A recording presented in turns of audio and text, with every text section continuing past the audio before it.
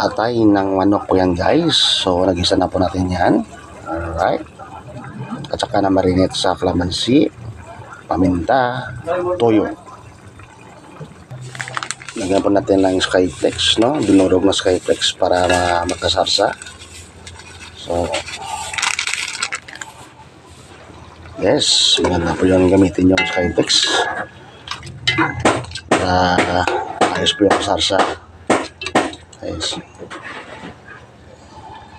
Ayan po, napakaganda po ng sarsa ng chicken liver natin.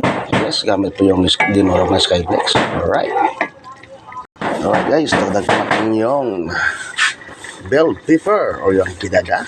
Yes, para masarap, mabango. Masustansya po yan guys, masustansya. Magana din po nito yung yung capsaicin sa bell pepper po. Maraming health benefits po yan. Yes. Oh, tingnan nyo, ang bango na. Hayaan ang bango na natin. Alright guys, so tingnan nyo naman guys, napakasarap po ng ating chicken liver. Alright, tingnan nyo guys. Wow, ang ganda ng sauce. Sauce pa lang, ulam na. Yes. Gusto na po to guys. Yes, yo, right. Chicken liver. Solve ko na naman. Yeah.